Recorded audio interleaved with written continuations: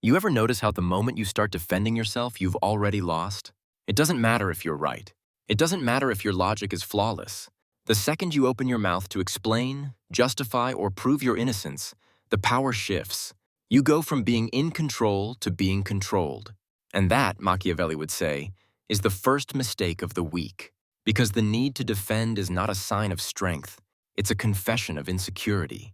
It tells the world you care too much about how you're perceived, that you need others to validate your version of the truth. And in the realm of power, that's blood in the water. Machiavelli understood this centuries ago. He saw that people who rush to defend themselves reveal their dependence on public opinion.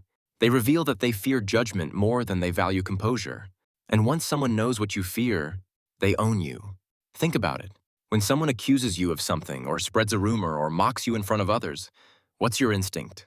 Most people instantly react. That's not true. That's not what I meant. You're misunderstanding me. But in doing so, they confirm something far more dangerous, that the other person's words have power, that their version of reality can shake you. A Machiavellian never gives that satisfaction. He doesn't play defense. He lets others talk themselves into weakness. Because when you refuse to defend, you do something subtle but devastating. You create mystery. Silence makes people question what they can't confirm, and that confusion becomes your armor. When someone attacks you and you stay calm, it's not passivity. It's psychological warfare. You're letting their own aggression reveal their insecurity. You're forcing them into emotional overexposure while you stand still, untouched, unreadable, invincible. That's why Machiavelli's trick is so simple yet so deadly. Never defend yourself. Redirect instead. Control the frame. Shift the ground beneath their feet. Because the person who defines the frame defines the truth. Let's break that down. Imagine someone accuses you publicly, says you only succeeded because of luck, connections, or manipulation. Most people would rush to prove themselves. They'd list their hard work, their sacrifices, their credentials. But that's not power, that's pleading. It puts you in the position of the accused, the inferior, the one begging for approval. The Machiavellian response? He doesn't defend the accusation, he reframes it. Maybe, but luck tends to follow those who know what they're doing. One sentence. Calm, indifferent, and disarming. He doesn't argue. He doesn't explain. He subtly agrees while asserting superiority. Because the moment you resist someone's frame, you validate it. The moment you accept it and twist it, you dominate it. You see, defense assumes you're guilty, even if you're not, because explaining always carries the scent of justification. And justification is the language of the powerless. The truly powerful don't explain, they declare. They let results speak for them. They let silence burn the air until others start doubting their own words. Machiavelli's brilliance lies in this paradox, that the refusal to defend often becomes the most convincing defense of all. Because confidence doesn't argue. It just exists. Now, here's the deeper psychological layer most people miss. When you defend, you surrender authority over your own narrative. You let someone else dictate what you talk about, what you clarify, what you react to. They pull your strings while you convince yourself you're setting the record straight. That's not clarity, that's control. And Machiavelli would tell you, never fight on an enemy's terms. Silence terrifies people. It creates a vacuum, and human minds can't stand vacuums. They rush to fill them with assumptions, speculations, doubts. And in that chaos, your position grows stronger, not weaker, because the human brain equates composure with certainty. The quieter you are, the more they believe you know something they don't. Of course, this doesn't mean you should never respond. It means your response should never come from a place of insecurity. You respond when it serves your strategy, not your ego. You speak when silence would cost you power, not when it would merely soothe your pride. Machiavelli warned that appearing too defensive makes you seem desperate to appear good, and the desperate man is never trusted. The wise man, he said, lets others wonder. He allows falsehoods to circle him like flies because swatting at them only draws attention. But stand still, unbothered, and people start questioning whether the flies were ever there to begin with. So the next time someone challenges you, don't think about what's fair. Think about what's effective. Don't think, how do I make them understand? Think, how do I make them doubt? That's the shift Machiavelli mastered. He'd often use subtle redirection. If someone attacked his motives, he'd compliment their insight, but in a way that implied they had just revealed their own bias. You're perceptive, he might say. It takes one manipulator to recognize another. That's not defense. That's domination disguised as conversation. It leaves the other person speechless, unsure if they just insulted you or themselves. Notice how this tactic flips the dynamic instantly. The aggressor becomes the confused one. Their confidence cracks. They begin to doubt their judgment. That's the moment you regain control, not by raising your voice, but by mastering your silence. And here's something even more fascinating. When you never defend yourself, people begin to defend you, because the human mind craves resolution. If you don't give them one, they create their own. Some will assume your silence means guilt, but others, especially those who respect strength, will assume your silence means superiority. And over time, those voices drown out the noise. You become the enigma no one can fully define, and that's where true authority lives. Machiavelli's insight wasn't about pride. It was about power psychology. He understood that perception rules reality. People believe what looks strongest, not what sounds truest. So the less you say, the more they project onto you. Think about every great figure in history or even in your personal life who seemed unshakable. The quiet boss everyone respects. The stoic friend who never argues. The ex who didn't text back while you wrote paragraphs. Their silence amplified their image. You remembered them longer because they didn't compete for your attention. They withheld it. Defending yourself, in contrast, cheapens your value. It shows you're willing to bargain your dignity just to be understood. And no one truly respects someone who bargains. So the next time you're misunderstood, let them. The next time someone misjudges you, let them. The truth doesn't need your words, it needs your patience. That's Machiavelli's trick. Flip the power by flipping your instinct. While others explain, you observe. While they rush to speak, you master the pause. And in that pause, everything reverses.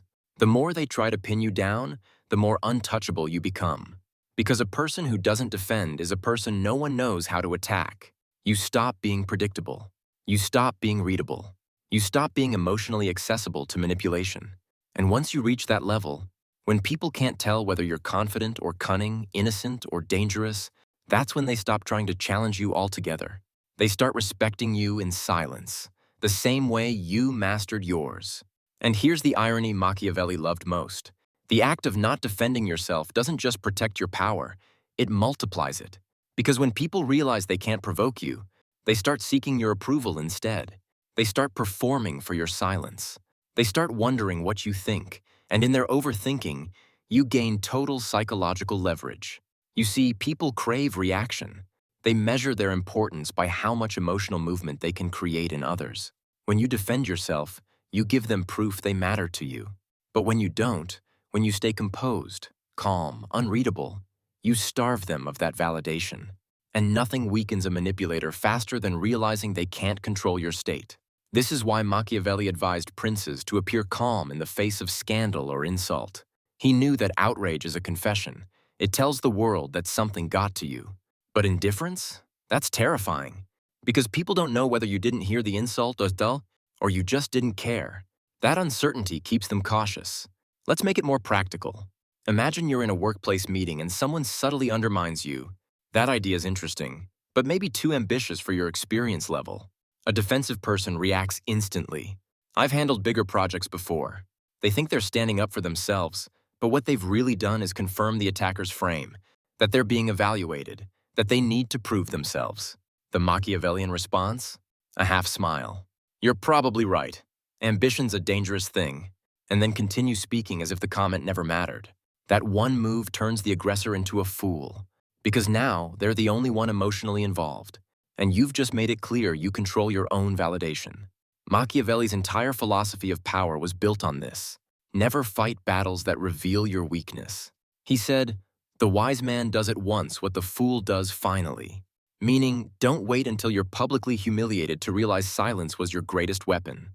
The smart person understands from the beginning that defending yourself rarely changes minds. It only drains authority. Because defense is reaction. And every reaction is proof of subordination. The one who reacts is beneath the one who provokes. It's that simple. That's why even in modern life, you'll notice the most respected people don't argue. They observe. They let others exhaust themselves in explanations, while they conserve energy and influence. The calm leader in a storm. The quiet student who everyone suspects knows more than they say. The entrepreneur who ignores critics until those critics disappear into irrelevance. It's all the same principle, power and restraint. But this restraint isn't weakness, it's selection. The Machiavellian doesn't stay silent because he's scared. He stays silent because he knows every word has a cost. Every defense dilutes your mystery. Every explanation diminishes your myth. And once people can fully understand you, they can fully predict you, which means they can control you. There's a story, not a famous one, but telling, about a Venetian diplomat who once accused a rival of corruption in front of the entire court. The rival said nothing.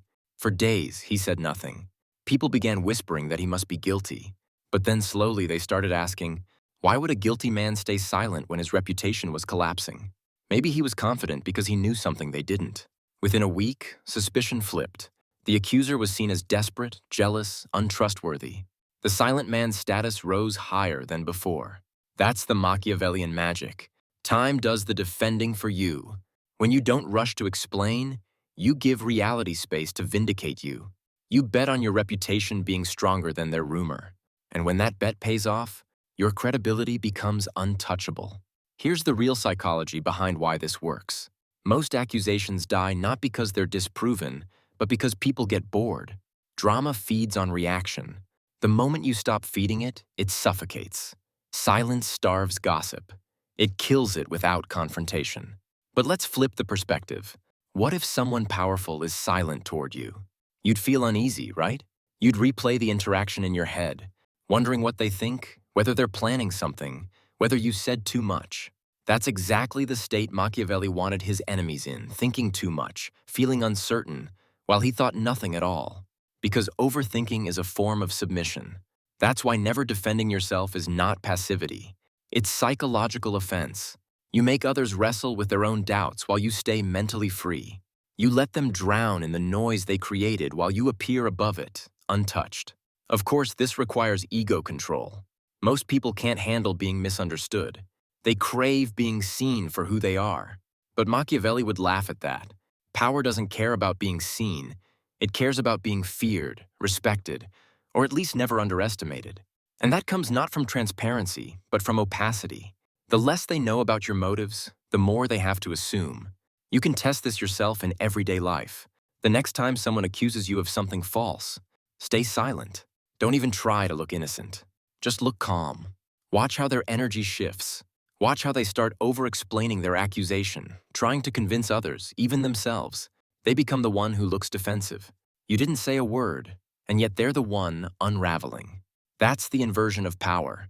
And the same applies online. Arguments, gossip, reputation wars. The more you post to clear your name, the deeper you sink. The Machiavellian move is patience.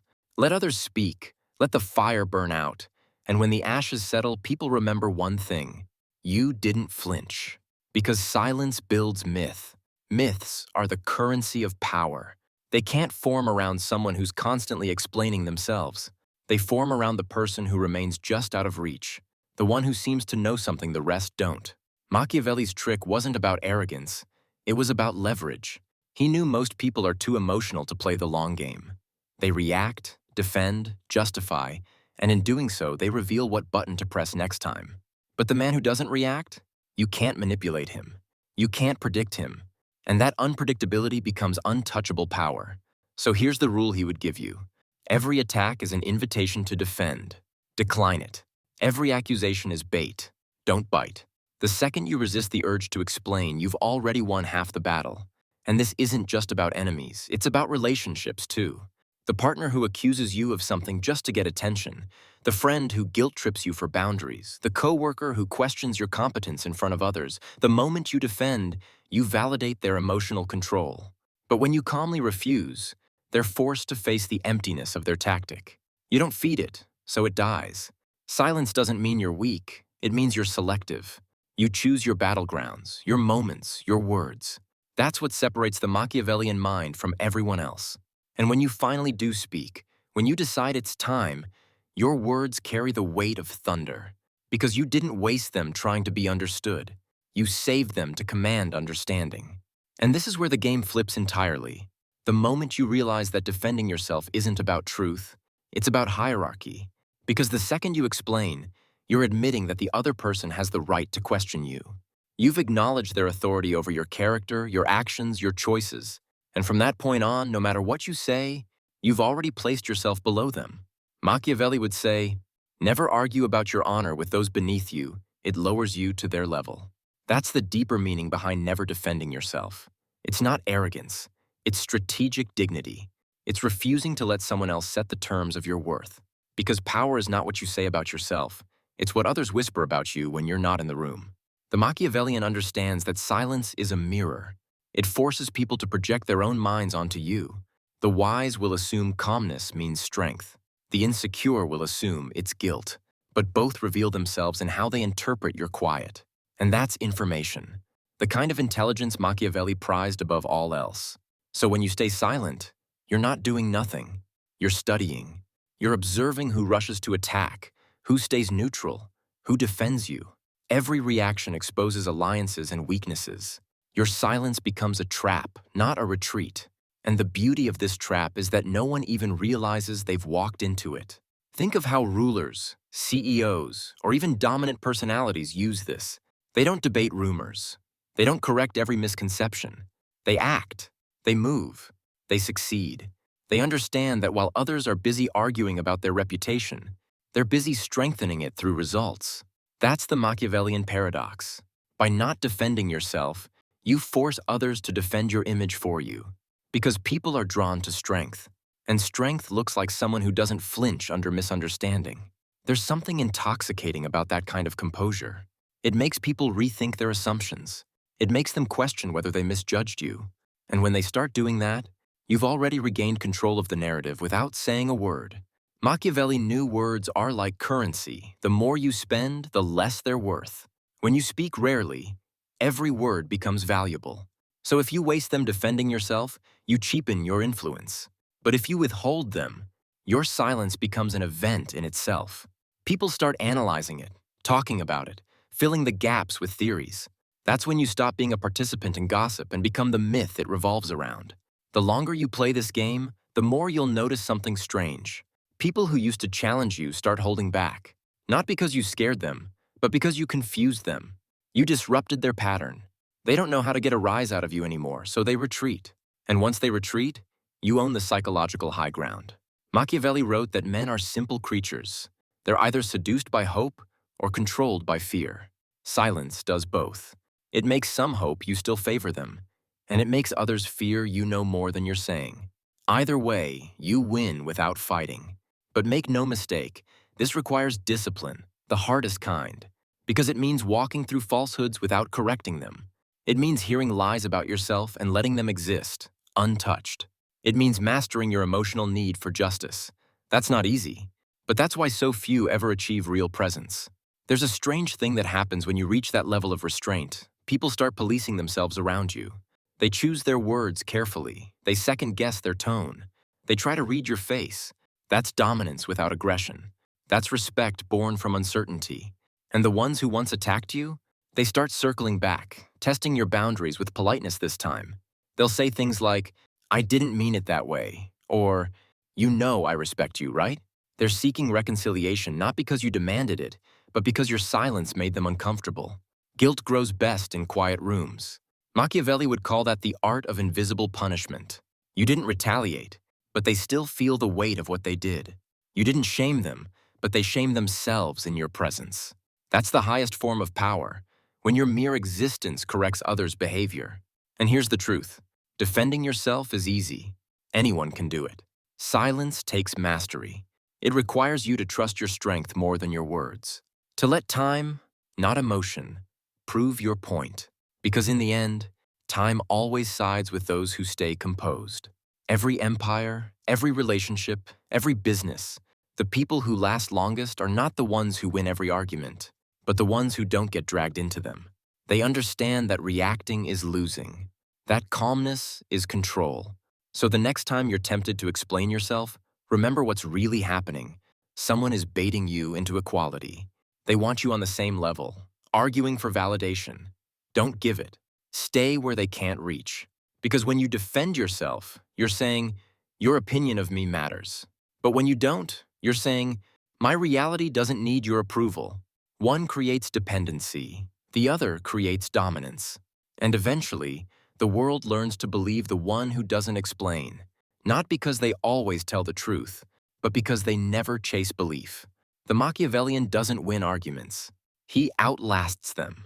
So the trick isn't silence for silence's sake. It's strategic silence, the kind that makes others trip over their own words, the kind that turns your restraint into a reflection of their insecurity, the kind that transforms you from participant to observer, from accused to architect of perception. And once you understand that, once you practice it, once you taste the strange power of not needing to defend yourself, you'll never go back, because you'll see how fragile everyone else looks when they still do.